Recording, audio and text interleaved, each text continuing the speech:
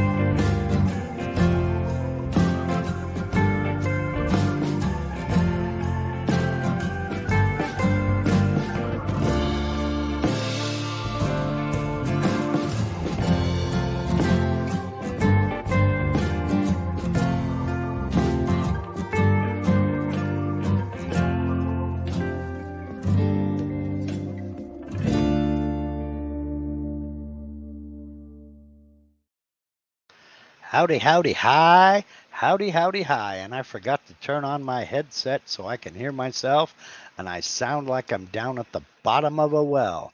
Oh, that's so much better. All right. Happy Monday, everybody. No, it's Happy Sunday. There's another one, Russ. Put it on the calendar. Yeah, Labor Day weekend. I totally forgot it was a holiday weekend this weekend, but I guess retirement will do that to you. So, what can I say? Hope everybody's going to be enjoying the 3-day weekend, those of you who get one, and hope everything goes well for you. Let's see here. Before we get going on answering any questions any of you may have about part 6 of the Absolute Beginner series this morning, I'm kind of doing them in the same order I did them years ago on version 9, I think is when I started. By all means, put your questions in the chat. I've got one full question and one partial. Looks like somebody hit the enter button accidentally um, on in trying to get that posted up there. But before we get to that, I wanted to say hello and give a shout out to my buddy Steve over at Harneal Media, the sponsor of Mark Lindsay CNC.com.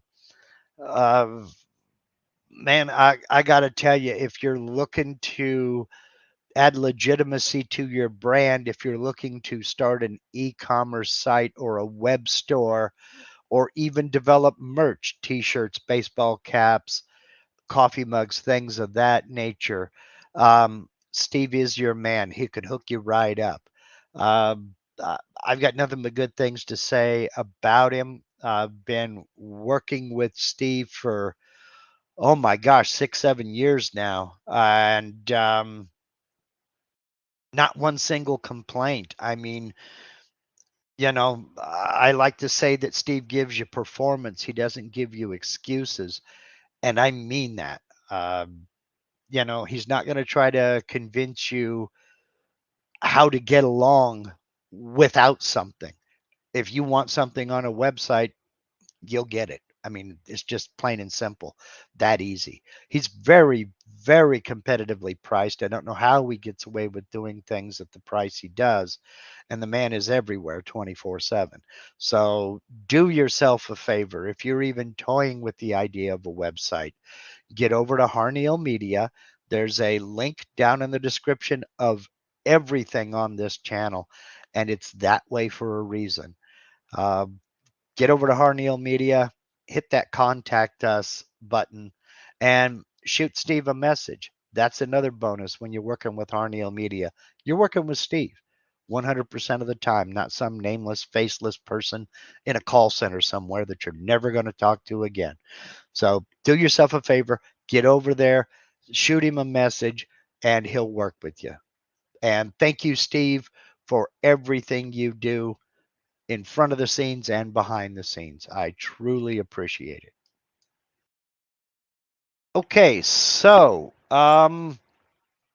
if anybody at all has any questions about today's uh, video, go ahead and put them in the chat. We do have, uh, like I say, a full question and a partial question.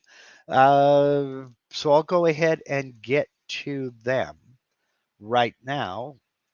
Kurt H is wondering, is there a difference between an outside offset and using the offset boundary function? Uh, yes, there is a difference, Kurt, although it's a slight difference. Let me go ahead and bring up, I'm using Aspire today to demonstrate, but this is all the same in VCarve. I bounce back and forth between VCarve and Aspire for various reasons. And what I think Kurt is talking about is if I select this vector here and I want to offset, do an outwards offset. Let's just go with this 0.3 inches. I can make sure I have the vector selected and click offset. And it selected my new vector, but it created this new vector to the outside, and it is 0.3 inches away from my original vector. The offset boundary that Kurt is referring to, I believe, if I'm correct, Kurt, let me know. Let me Control Z to undo that. Hello, Control Z. There we go. Is if I select this here, and I come over here to create a boundary around the selected vectors, I can choose to offset that boundary.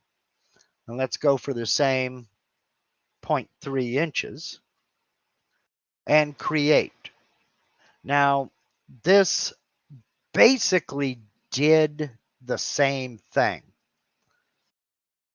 And let me get over here in the measuring tool and we'll measure and check just to make sure. And sure enough, 0.3 inches. This basically did the same thing as creating an offset.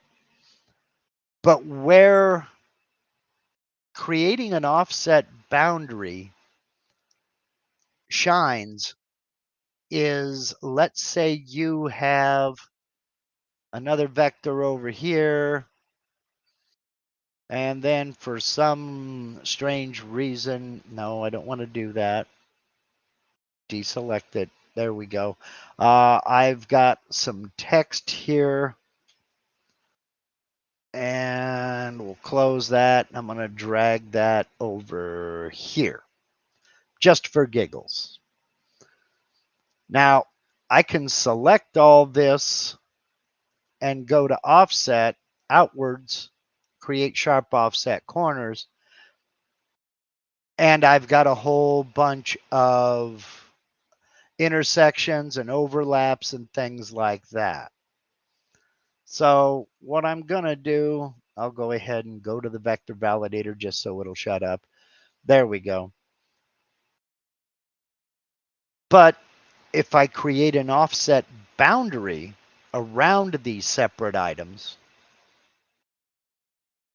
it will create it. So if I have a bunch of vectors that I don't want to weld together, I need to keep them separate, but I want to create a border. That's where creating this offset boundary comes into play. If you're just doing a single vector, they're basically identical. It's only when you have something like this where maybe this is going to be pocketed out and to one depth, and this is going to be pocketed out to another depth, and then you're going to do a prism carve on this. But you need a vector to surround everything. That's where the create an offset boundary really comes into play. So I hope that answered your question there, Kurt. So let's see. Dwayne says there is also an offset boundary in the machining tool path. The machining tool path. Which one? There are in the profile tool path, there's an allowance offset. Let's look at, let's see here, pocket. There is a pocket allowance on the pocket tool path. Okay. The 3D roughing.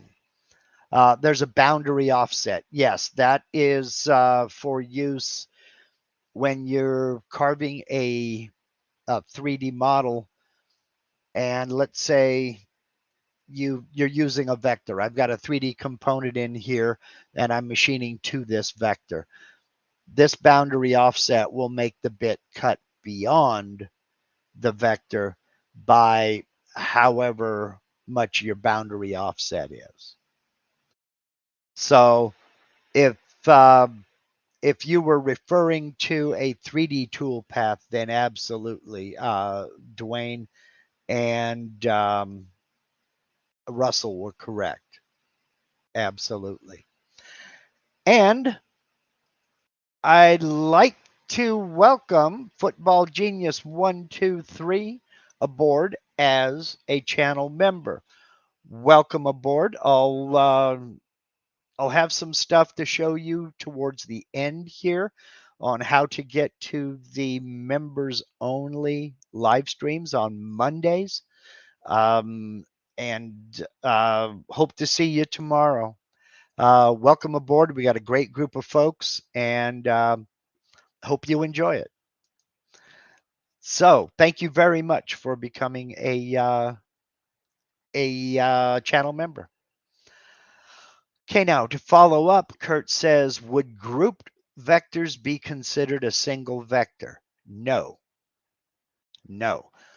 Grouped vectors are still separate. And let's go back over here. And I have that vector and that vector. I can group them. I'm going to leave the text out of it for just a second.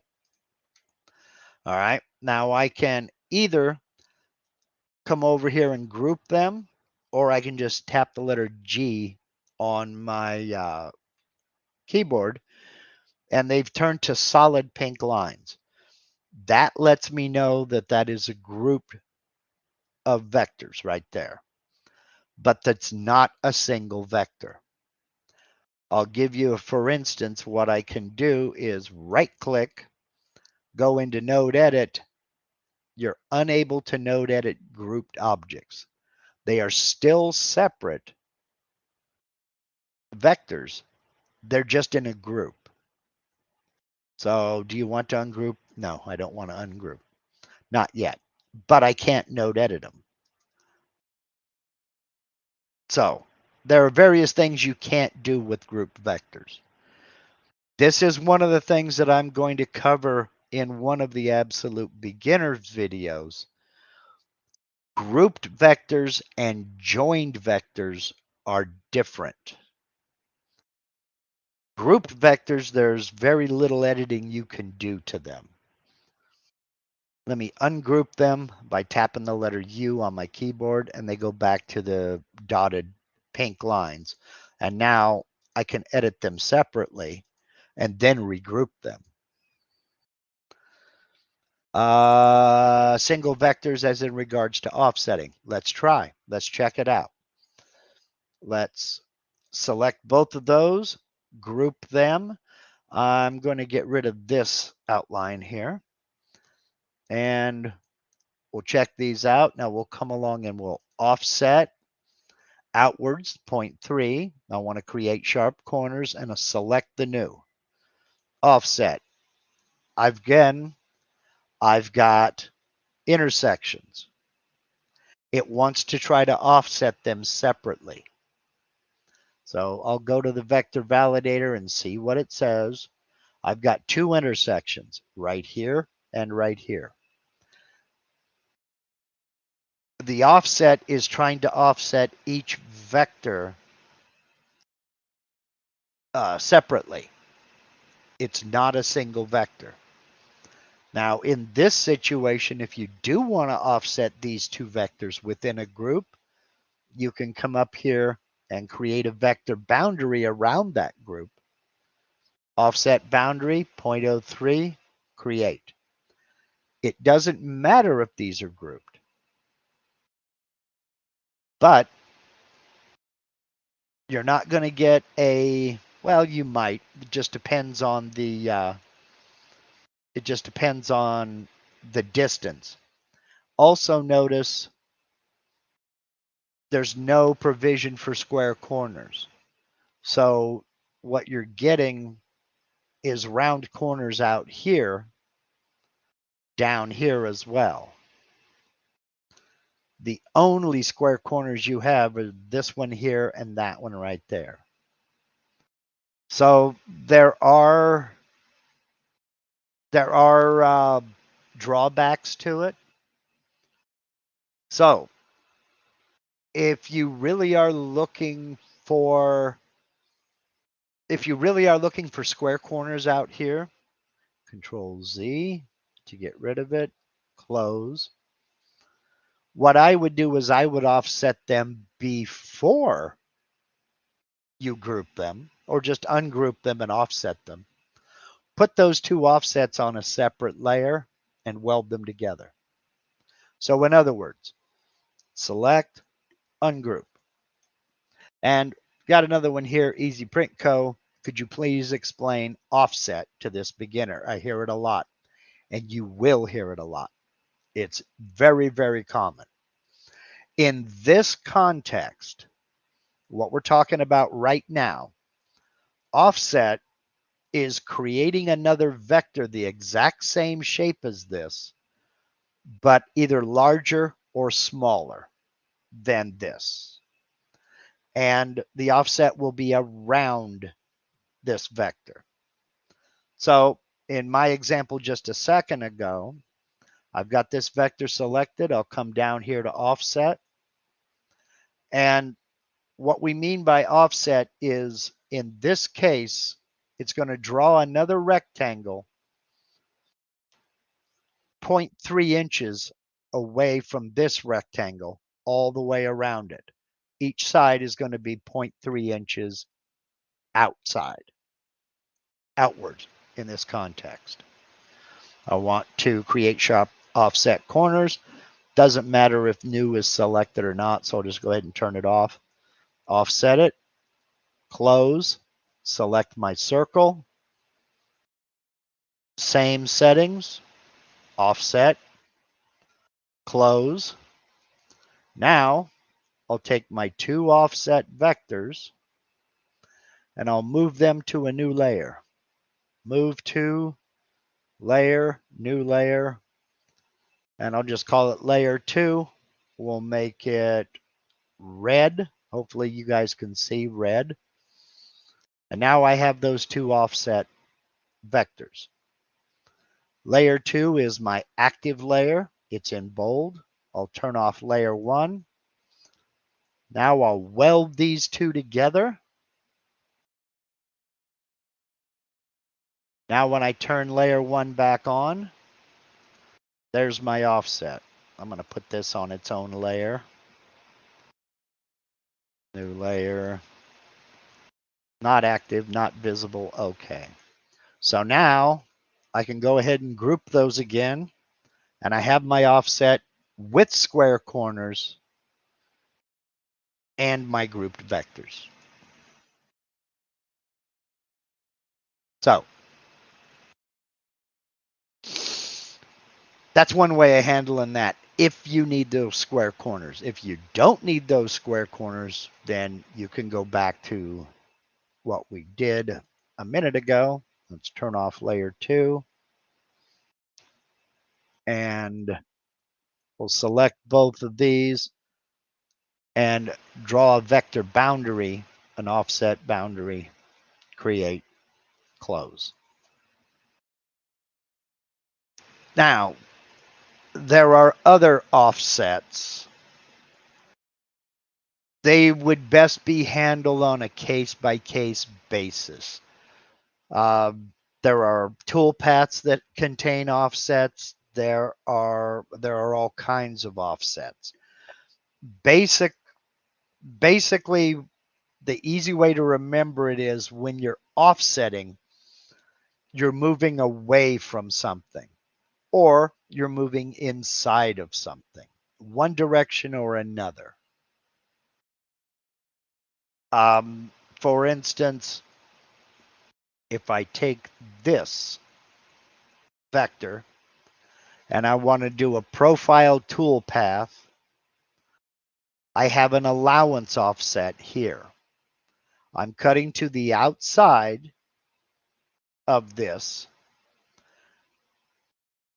I can either cut where that edge of that bit's going to follow right along that vector, or I can make it cut wide just a little bit.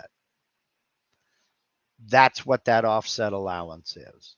or allowance offset is. If I'm cutting to the inside, an offset allowance will make it cut either in or out of this vector here. You will hear the phrase offset a lot because it's going to be used a lot. It's one of the more common terms. When you get into 3D work here, if I've got 3D models in here, I have a boundary offset. What that will do is it will carve the model up to this vector.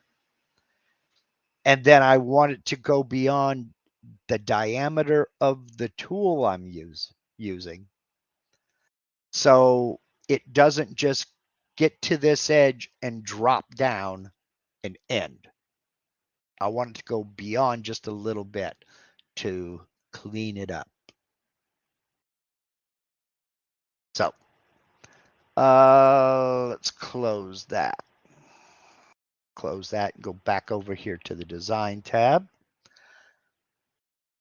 Let's see. Can you weld the inside vectors to make, say, a frame of that shape? Yes, you certainly could. If you wanted to make this a frame, first thing you'd have to do is ungroup them.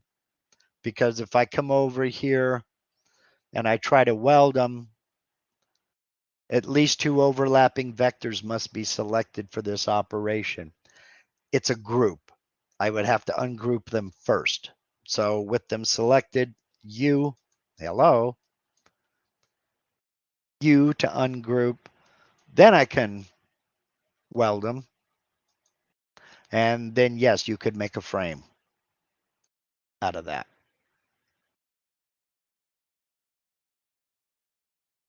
So personally, what I would do, John, because we have these nice round corners here, I would probably just, instead of doing that, let's Control Z.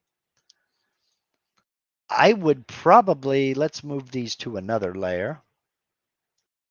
Move to layer, new layer, layer 4, and we'll make them blue. Okay. And I'll turn off layer 4, go back to layer 1, make it active. Personally, what I would do is I would offset this one inwards. So we'll offset inward and offset. Okay. Control Z to undo that. I don't want to create sharp offset corners. Offset. Well, it's still, that looks kind of nasty, to be honest.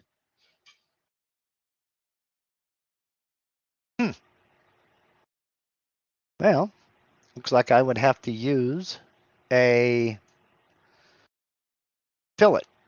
So let's go over here. Use a 0.2 fillet. Boink. Boink. And we'll leave that one and that one. There we go.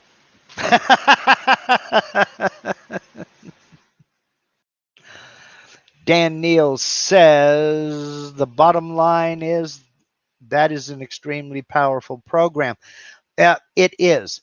And that's probably the number one problem beginners have with the program is, I mean, now this is Aspire, it's not VCarve, but it is, there are so many choices and so many tools, and these are just the tools with icons.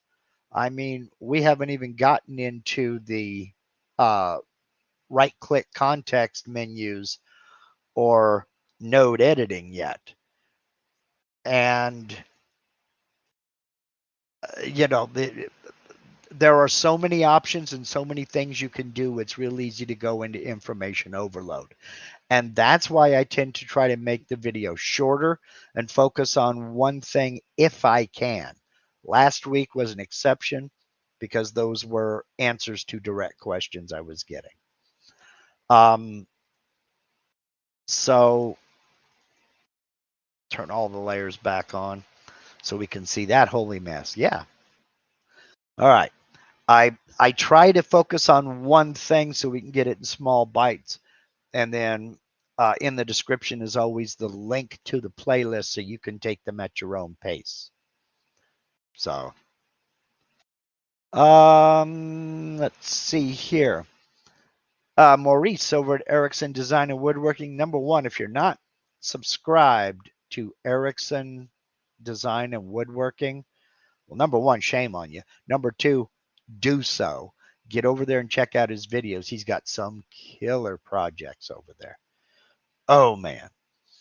And especially if you're into Fusion 360, that's what he mainly works with. His latest video where he's playing around with planes, and it's awesome. He says offsets really help when trying to get tight or loose tolerances between two or more pieces. Yes, absolutely. Um, you can't get a 1/4 inch diameter peg and a 1/4 inch diameter hole. One of them has to be either the peg has to be smaller or the hole has to be a little larger. And that's where those offsets, you can kind of nudge it a little bit to give yourself some clearance to be able to get those tolerances right. So, 8th Center says, as far as software goes, though, it's broken up quite nicely for the most part, so that tutorials are usually quite easy to follow. Yes. There's not a big list of 100 clicks needed to get things done. Not if you approach it. If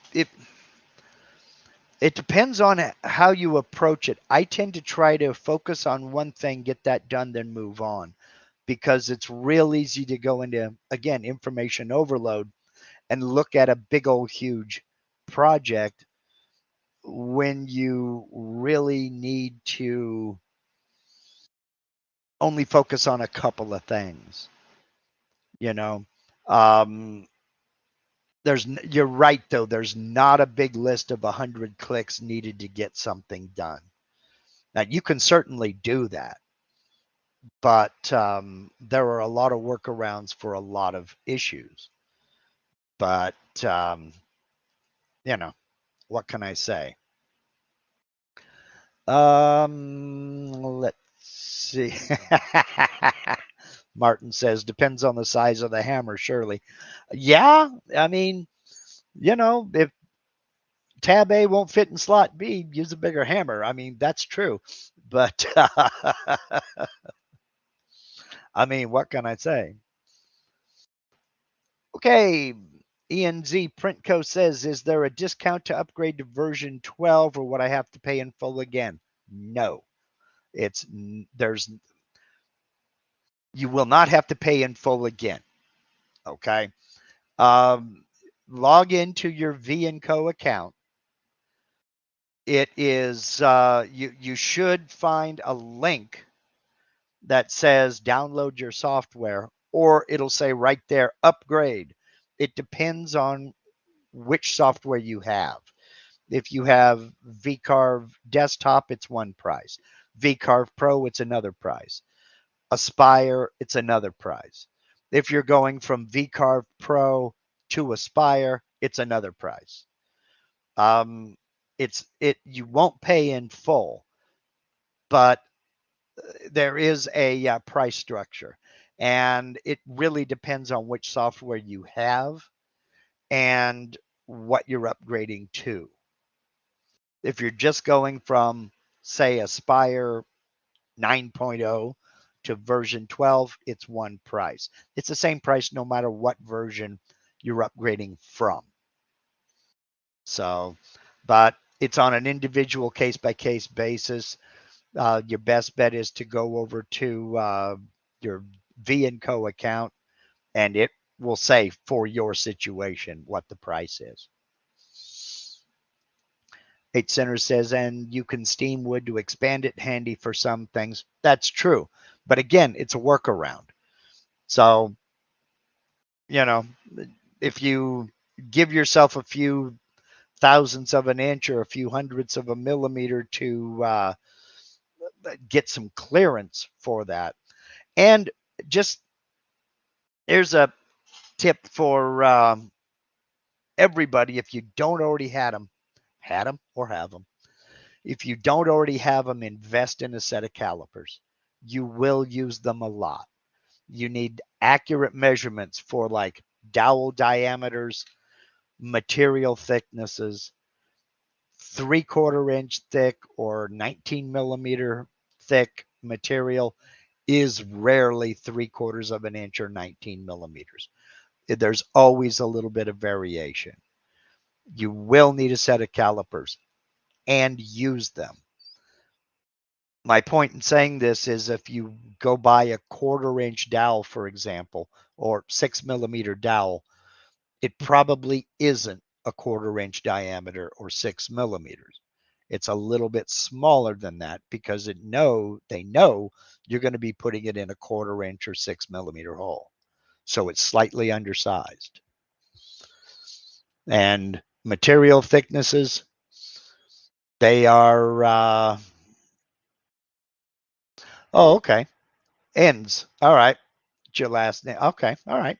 That'll work. Ends Print Company. Okay. Cool. Well, welcome aboard. So yeah, material thicknesses are nominal. 3/4 inch is very rarely 3/4 inch. In fact, if you find 3/4 inch, go buy a lottery ticket. Okay. James Alphin says, can you help me with importing 3D models?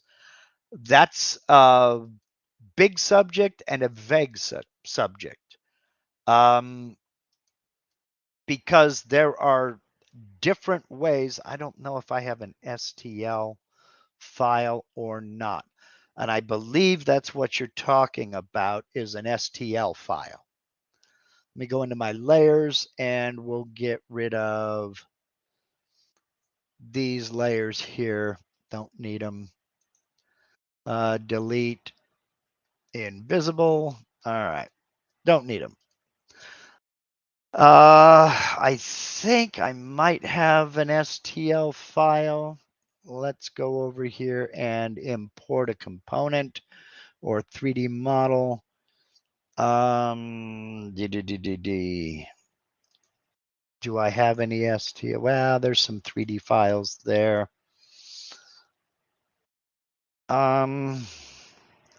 These are all going to be pretty big. I'll try this one. Open. All right. When it comes to importing, all right, you've got two basic screens to go through. This is your initial orientation and sizing. Okay. Now, my piece of material is way down here. And you can see how big this puppy is. We're going to start at the top of the form and work our way down. Initial orientation, we're looking at the top, and this is correct. We don't want to... Hello? Oh, this poor computer. There it is. There we go. We don't want to import it like that. We don't want to import it like that. We want to look at the top. No, the top, I said. There we go. That's what we want to import. So our initial orientation is correct. If you do need to rotate it, go ahead and rotate it. These will get you into standard views, right, front, bottom, left, back, and these are all the same as you'll find out here. Like if I click this over to the left, that's what it's going to show. We don't want that. We want to go for the top. And we can come down here to the model size. Lock the XYZ ratio. We want that because we want it to stay in proportion. It needs to be in proportion. Now I can look at this and I can see right off the bat that this was designed metric simply because of the sizes.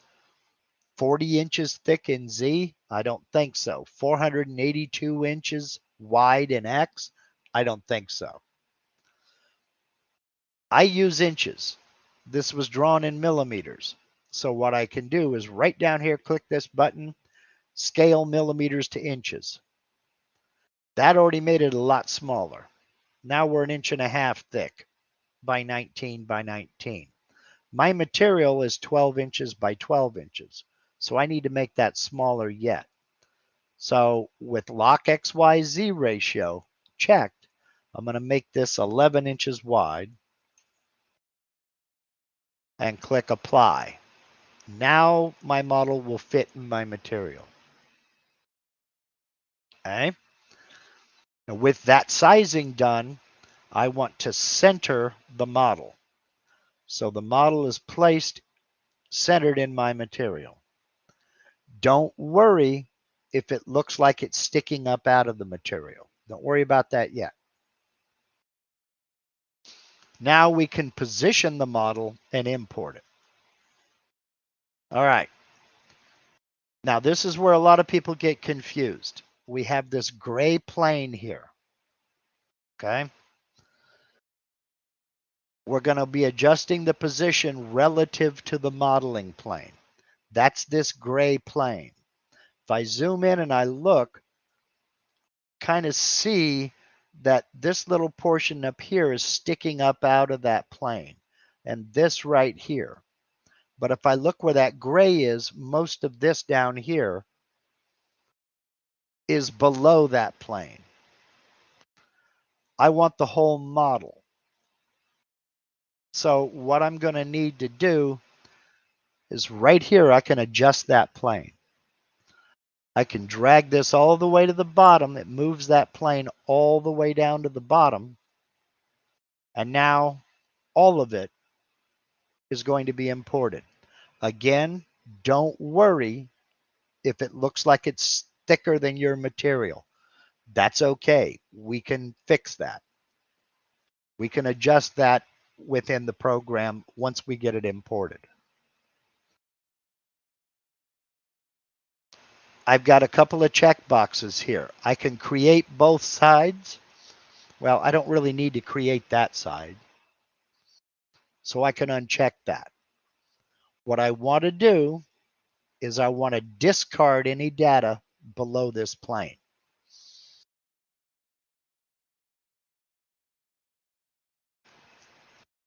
Excuse me. This is where a lot of confusion comes in, because up here they call it the modeling plane, and right here they call it the zero plane. It's the same thing. We're talking about this gray plane here. We want to discard any data that's below that. Now we'll import it. And when it imports, there's our model. Now we can select it. I can come over here to my Components tab, right click, and go into Properties. And I can see right now it's 0.9121 inches tall. I've got 3/4 inch material, so I'm going to have to bring that down. So I'll bring that down to 0.74. Leave me a little bit of meat up above the model to carve through. Then I'll close, and there's my imported model. Now, if we look here, this kind of grayish area out here is my modeling plane. Remember that the software models from the bottom up, but there has to be some sort of, for lack of a better term, platform for the model to sit on. So now I've got that set. It looks good. I'll come over here into my, I'm going to go back for just a second. because I forgot something. And this will dovetail in with the questions we had earlier. Here's my 3D component. We were talking about offsetting vectors a minute ago. We also have right here, create a vector boundary around the selected component. I click that and it creates that vector boundary right there. It creates that boundary. So that's going to be my machining limit. So I'll come over here to my toolpath side. How am I doing on time? I'm doing fine on time. And the first thing I want to do is go into material setup. Now, 99 times out of 100, if I go in to do a 3D roughing toolpath, it's going to send me into material setup automatically. But I prefer to go into it myself. And this is just letting me confirm all of my settings and allowing me to position the model in my material. Thickness of my material is 3/4 of an inch. My XY datum in the middle. My Z0 position, the machine bed. I don't want to do that on this 3D carve. I want to set it to the material surface. So now I can change that. This is where there's a little bit of confusion as well.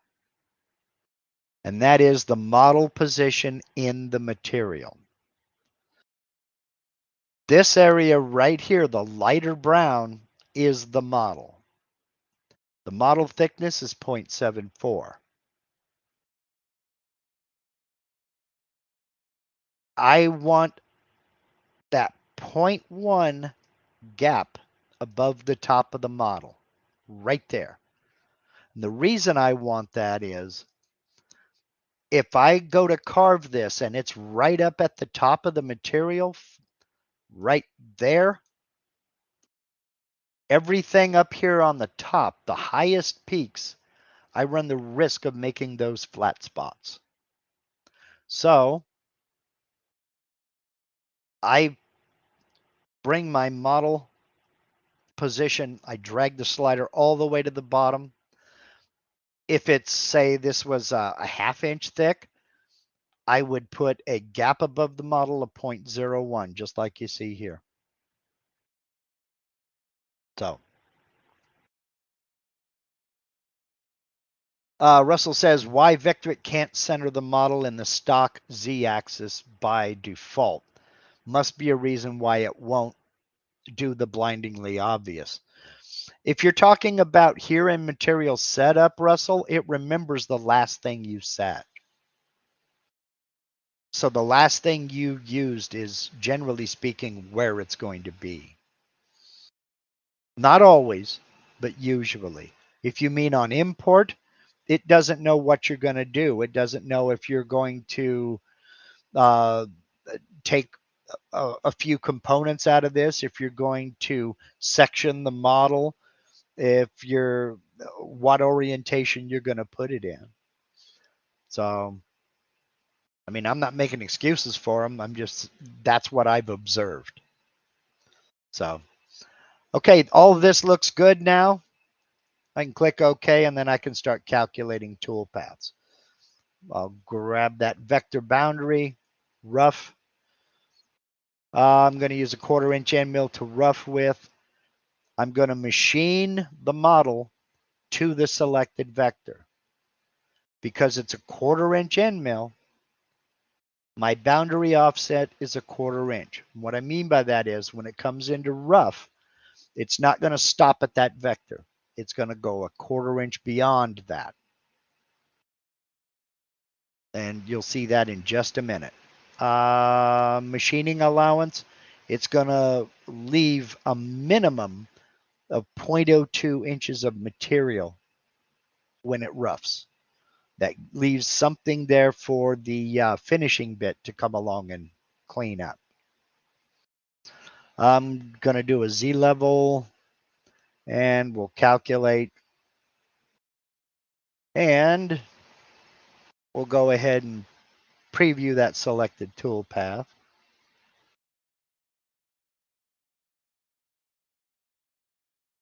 And remember, this is just the roughing. This is just the roughing. So now let me turn on the vector, and you can see here where that roughing tool path went. There's that vector. It's pink. I'll click off of the vector. No, I don't want to do that. Sorry. Okay, that's the vector that's associated with this tool path, that pink line right there.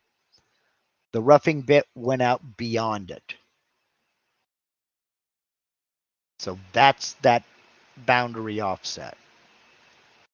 So now I close that and keep that vector selected, go into the finishing tool path. I'll use the 1/8 inch, that'll work. And selected vector again. And should I do offset or raster? This is shallowest. I'll do offset. Calculate. And preview. And let's see how long this takes to preview. Let's see. And that's going to take a couple of minutes. Is any of this making sense? And James, I see you back. You said, sorry, you got booted. That's fine. As soon as we're finished here, the live stream will be saved for you to go back and watch and replay. So, sorry you got booted. It wasn't me, honest. I didn't do it. So, come on, you can do it. You can do it.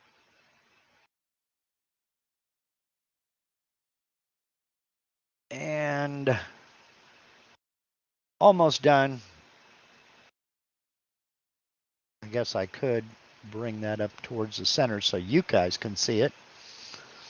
All right, that's finished. And then the last tool path I'll do is a profile to cut this out. We're going to machine to the outside. I'm not going to use an allowance offset. Use a 1/4 inch end mill. And I'll go Z equals, and I'm not going to do anything else to it for this demonstration. We'll calculate it and we'll preview.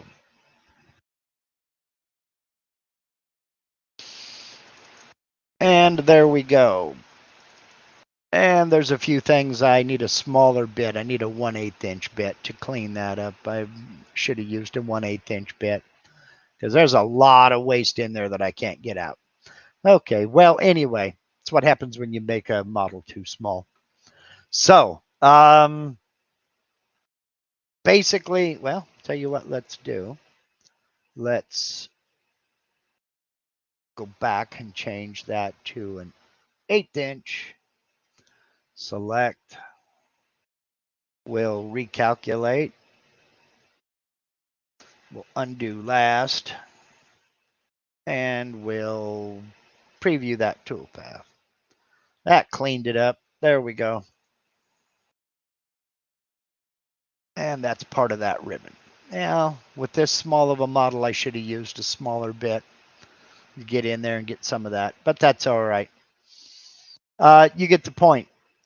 Importing models is not that difficult. It just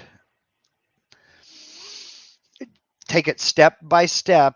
And again, don't worry if it looks like the model is too thick for your material. You can adjust that after you get it imported. So there we go. Let's see here. Laser 314 says I'll have to do a rewatch also. I've been in and out most streams. Thanks for updating these. You're very welcome. It is something that has needed to be done for a long time. And so I'm kind of glad that I didn't do it last year when I had planned on doing it, because now 12 is out. And that would have been Can you give me something to work on besides 3D imports? I not really. Just basically start if you're want to focus on 3D modeling, whether it be importing or creating your own 3D models. There is a link down in the description to Michael Mazalik's YouTube channel. He's my 3D guru. He's the man, the myth, the legend. And he's dynamite. He's truly an artist. Get over. There's a link down in the description. Check out his channel and subscribe. He's the man for 3D. I'm here to tell you. If you're looking for a simple project to get your feet wet and learn your machine, learn your CNC router, learn what it'll do, I highly recommend starting simple and just carve an address sign. Carve an address sign for your house. You don't have to hang it up. Just carve it and learn from that carving. Learn what you did right, learn what you did wrong. Take copious notes. You'll figure it out. It's real easy to get flooded with information, and it's real easy to dive in too deep before you know how your machine works and how your machine reacts. No two pieces of material are exactly the same. So, I mean, people will ask me, well, what are the best feeds and speeds to use for maple? I don't know. I really don't. It depends on the maple, and it depends on your machine, and it depends on what tool you're using. I can give you a ballpark to start, but it may be too slow for your machine. It may be too fast for your machine. It may be too deep of a cut. There is no magic number, and that is something that's going to change all the time. So there's no number that's written in stone. Steve, you are the man. Michael's channel right there. Um, Give him a subscribe as well. And while you're at it, don't forget, subscribe to Maurice as well. Okay, do we have any other questions? The person who asked the question about managing to whatever never came back and finished his question.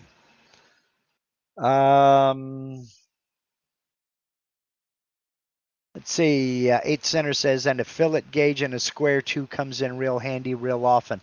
I've never used a fillet gauge. I've never used a fillet gauge. I've got more squares than I've got pieces of scrap lumber, and that's saying something. You definitely need good squares. Um, good a good tri-square or 3. I see a lot of people using combination squares. I don't like combination squares. But I've got everything here from framing squares to I've got combination squares. I've got speed squares. I've got tri-squares all over the place. I prefer tri-squares. That's just me. Combination squares, you got to be careful. It's real easy to get it out of square when you go to tighten it down. You got to make sure that you get that right. Definitely squares. Setup blocks, not so much, but definitely a set of calipers and some squares. And you don't have to spend a ton of money either. I'm old school. I prefer dial calipers for 2 reasons. Number one, I don't have to worry about calibration. I know it's accurate according to this gauge, and I don't have any batteries to worry about. But this here is, we're looking at, this must be metric because supposed to be 3/8 of an inch, and it's not. We've got 383. So that must be metric. Anybody know offhand what 383 is in metric? So let's see here.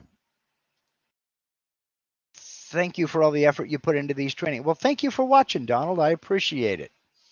I really appreciate it. Let's see.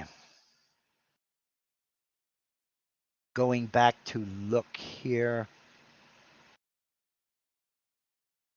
Wendell says, yeah, I see a lot of people talking about Starrett. My digital calipers had a flying lesson and swimming lesson today. Don't buy cheap. Well, you know, it's like Wendell says, I buy cheap, but buy 3 or 4 at a time. When their job dropped, I just grab new ones. Well, yeah, I mean, you can. Okay, Butch says that's 9.7282 millimeters.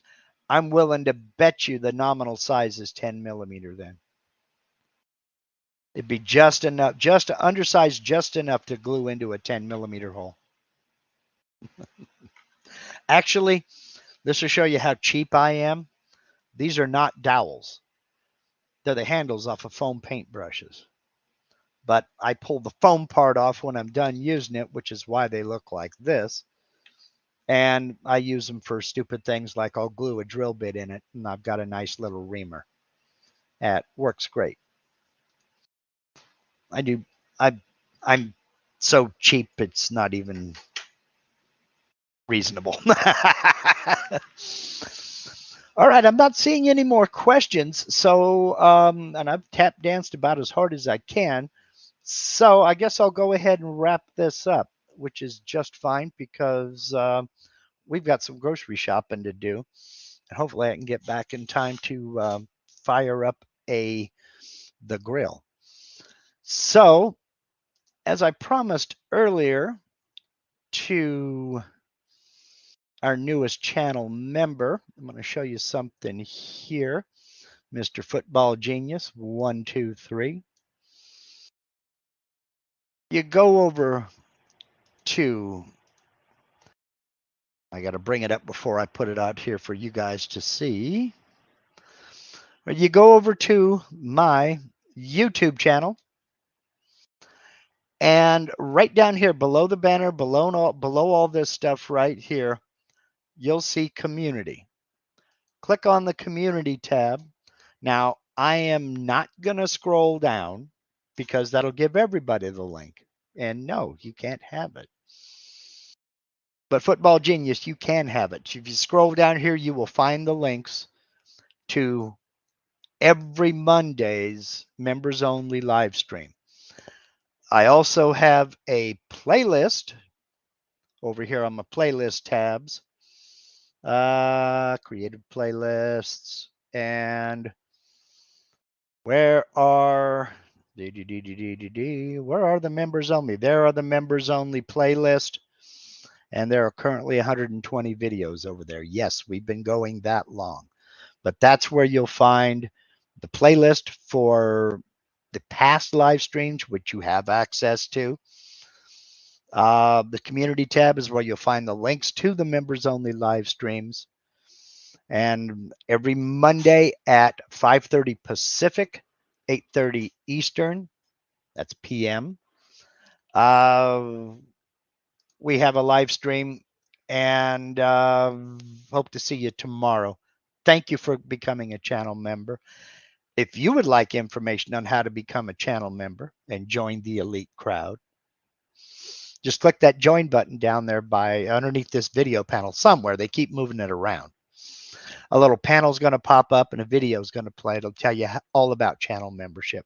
We'd love to have you aboard. It's a great crowd of extremely talented people, and they're just good people to talk to and hang around with. So next week, I'll go into part 7 of the part 7 of the Absolute Beginner Series, and I'm refreshing my memory here on what part 7 is. Man, it's been so long. What did I do for part 7? Wow. I can't even find it. What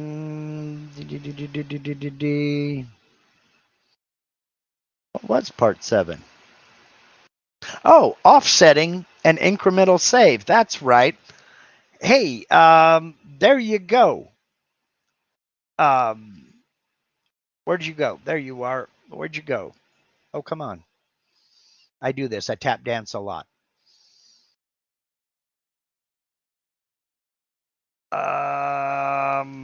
There you go. Ends Print Co. Next week, it's going to be about offsetting objects and incremental saves. And hopefully it won't be as long as this one was. We'll see how that goes. So enjoy the rest of your holiday weekend for those of you here in the States. For those of you in overseas or in Canada or Mexico, enjoy your Sunday. Thank you for spending part of your Sunday with me. I truly appreciate everybody. Members, see you tomorrow. And y'all take care. Go do something cool. Still some time. You can get out and make some chips. Or if you're chilling for Labor Day weekend, you can kick back and eat some chips. Either way, have a good one. Stay safe. We'll see you next week. Y'all take care.